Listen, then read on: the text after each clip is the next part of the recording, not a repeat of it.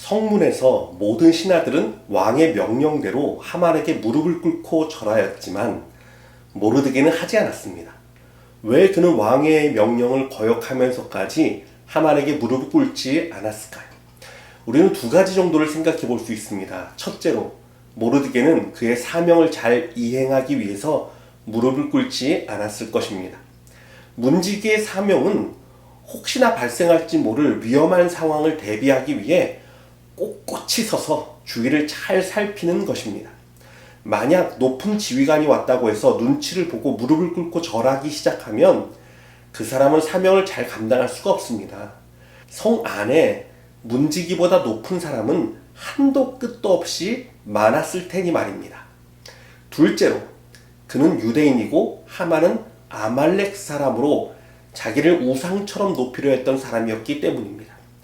아말렉은 하나님께서 대대로 아말렉과 싸우시겠다라고 하신 이스라엘의 원수이자 사단의 나라를 대표하는 민족입니다.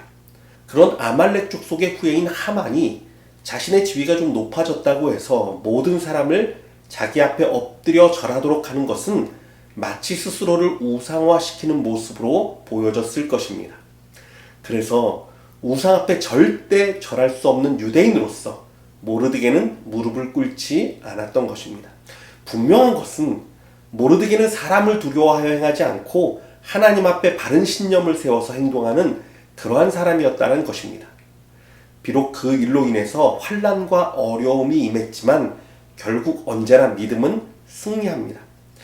그렇지만 여러분, 이렇게 한번 생각해 보십시오. 만약 모르드게가 하만에게 엎드렸다고 하면 유대인들에게 일어날 환난은 일어나지 않았을까요? 아닙니다. 사단은 결국 어떠한 방법으로든 유대인들을 말살할 계획을 세우고 그 일들을 진행시켰을 것입니다. 역사는 우리의 행동 하나하나에 따라 좌우되는 것이 아닙니다. 역사를 이끄시는 하나님의 손이 있고 그분의 이끄심이 있고 계획이 있습니다. 그러므로 내가 이랬어야 했나? 내가 저랬어야 했나? 이런 생각들은 버리시고 오직 하나님을 믿고 담대히 행하십시오.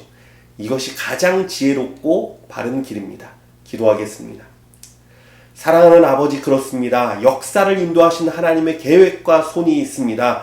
비록 우리는 실수하고 실패하고 넘어질지라도 우리가 하나님을 의지하고 나아갈 때 하나님 우리의 간구와 우리의 기도와 하나님의 선하신 뜻을 따라 하나님의 나라를 완성시키시고 하나님의 선한 뜻을 이루시는 분이심을 믿습니다. 그러므로 아버지, 하나님의 놀라운 계획은 우리의 실수까지도 합력하여 선을 이뤄서 주의 영광을 나타낼 줄 믿사오니 오늘도 우리가 넘어졌다 할지라도 주님 바라보고 일어나게 하여 주시고 실수했다 할지라도 하나님을 의지하고 다시금 일어서는 우리 성도들 되게 하여 주시옵소서. 놀라운 하나님의 계획하심과 인도하심 가운데 축복을 누리는 모든 성도의 삶이 되도록 오늘도 은혜 베풀어 주시옵소서. 살아계신 예수 그리스도의 이름으로 기도드리옵나이다. 아멘.